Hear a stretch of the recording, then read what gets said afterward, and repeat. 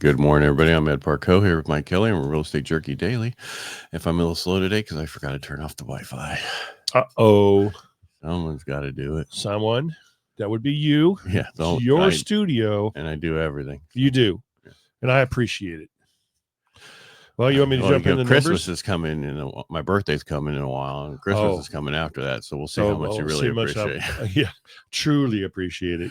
Yeah, go for it. Yeah, are you in July, baby? Yes. Yeah, okay. The first week, like your wife. Are you before 7th or the 9th? 7th. Gotcha. Look at numbers. 791 new listings per day, week ending May 24th, 2025. Pending sales have gone up a little bit. A little bit. Yeah. And closed sales have gone down quite a bit. But we're still just kind of treading water, not enough listings to change prices. Isn't that like weren't we like 520, 550 for a while there? Yeah. So there it's actually up. The closings are up a little bit. It's a little bit. Yeah. Better than down. Look at those people down there, what they think will happen in the week ahead. Well, listings will be up, but no one's going to be buying them, according to them. Yeah, the sales will be up. No, they don't think so. And prices will be up. No, they don't think so. The sky is falling. The sky is falling. Yeah. And then when it really falls. This will never work. And then when it really falls. So then, but I mean, agents are busy. I was one of those entered into escrow. So that was kind of cool. Yeah. Anyway, those shall be the numbers for the week ending May 24th. You got something to share. It looks pretty cool. I got a couple things. What do you mean? We'll get to that. Yeah. I'm going to get to the numbers first. So right now, the Dow's down 40.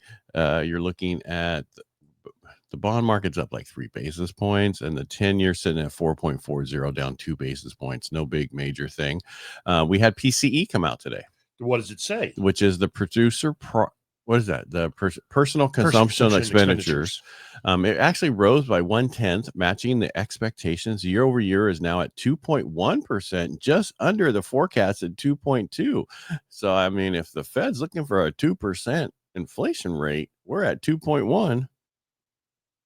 Oh, yeah, exactly. Took you a second there to think about that one, did it? I had to look off into the atmosphere. You had to like do some numbers in your head. You were Joey trying to get ready for a scene, and he goes, "How do you look like that?" I do numbers in my head. Yeah, core it's completely confused. Yeah, core PCE also up 1/10 for the month. Year over year, core inflation fell to 2.5, right in line with estimates. So here's what we want to look at: personal spending and income. Spending still rose 0.2 as expected, while incomes jumped a robust 0.8. Robust. Thanks largely to 6.9% increase in Social Security payments. Did you hear that? Yes. Yeah. So that means all the people up to 300 years old has gotten more money to go ahead and spend it. Shelter costs, if you look at in shelter inflation, contributing significant to core readings, was up 30 not 0.3, but 0.35% for the month. So that was like, what's that? Almost 0.375%. Wow, that's confusing. But remains at 4.23 annually. So basically, bottom line is inflation. So we talked about this over the last couple of years. Yeah, they took out housing because that was too inflationary to be in this number, so they put rents. Well, and now manipulative. And of course they did. And now they're showing that rents still are up. Rents are going up, but not at a crazy rate. It was, yeah. But you would think more people would be renting, but they are. But they're just doubling up and tripling up. They're not really renting their own place because they can't afford it. They got a little commune going on. Pending home sales, contracts on existing homes fell by 6.3% in April, a sharper decline than expected. Year over year sales are down 2.5%, a deterioration from last month of a negative 0.6%. So, but the one thing that's up, luxury rentals. Really? As mortgage rates hover where they are, 6.9 to 7% is what I'm hearing from Fannie and Freddie. High income Americans are flocking into luxury rentals for flexibility and lifestyle perks. Short-term luxury stays surged 73% from 2019 to 2023. Long-term high-end rental demand is rising, especially in places like Austin, Scottsdale, and West Palm Beach. Renters want smart home tech, wellness amenities, and sustainability features in their home. So basically what we're saying is these people want to really buy a house, but they think values are going to drop in those areas. Think about it. They talked about Austin, Right. which has had issues. Palm Beach, right? Florida's got some issues right now, especially in the condo market. So a lot of these Yeah. people who want the high end stuff, they're talking condos, not necessarily houses, just because they don't want to deal with anything. So that's what I'm hearing, is they think it's going to get worse. Scottsdale, Arizona, I don't know much about what's happening there, except for the fact that they put a moratorium somewhat on building a while back because of the water issue. Oh, and I don't think they've rectified that, have they? No, they have not. Yeah. Just like they were complaining, they're talking about the Central Valley. All of our reservoirs are full, but the farmers aren't getting them water. And that's manipulative too. What's going on, Newsom? Yeah, exactly. It's Yeah. right up there with the go ahead, and the women who got beat in the track stuff can come back and still get their medal. Just try harder. Yeah, we'll give you your medal. You won't lose your medal because of it, but you're still going to lose. Right. You're going to be the first to last. If you ain't first, you're last. Exactly. I said that was the dumbest thing I ever said. But Daddy, home buyer hesitation. According to the Bank of America, 75% of prospective buyers expect home prices and rates to drop, so they're holding off. Yeah, 52%. Bank of America. Yeah, they always do stuff. I haven't heard.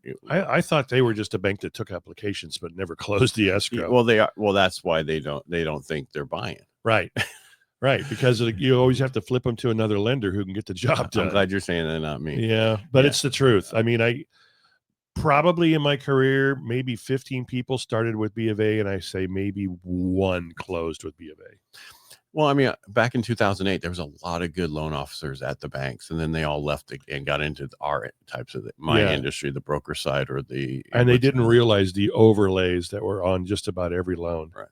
But I'm glad you're saying. The reason I bring this up is I was on a podcast yesterday. The guy's from Arizona, and he was talking about, bank's a good person to go to, and it is when you're looking for a credit card or you're looking for a personal loan, but to help explain to kids about credit cards, like if your kid doesn't listen to you, take them to a banker and then they can explain it and they might listen to them more. Right.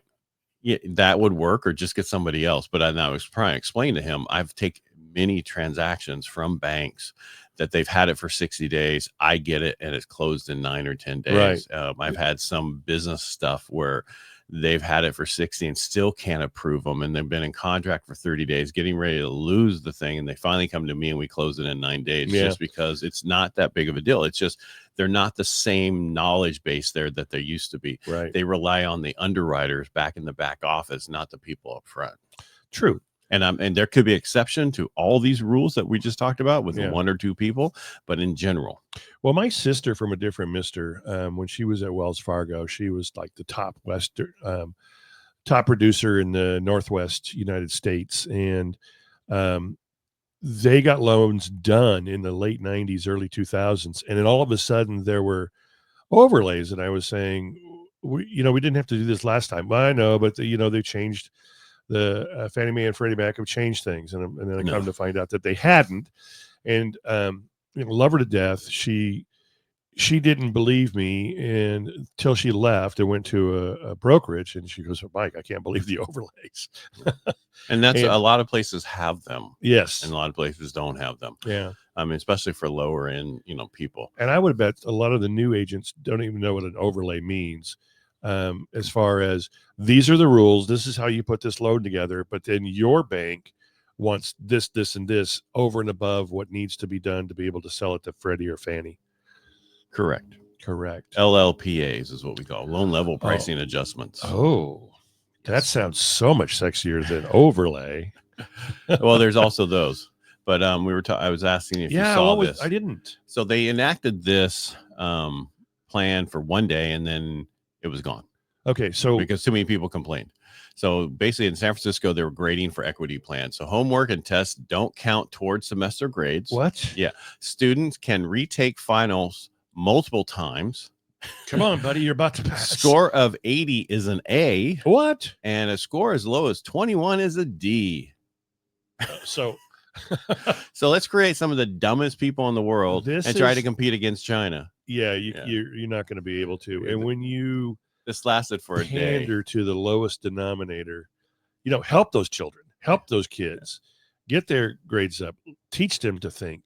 How about critical thinking? But man, to lower everything.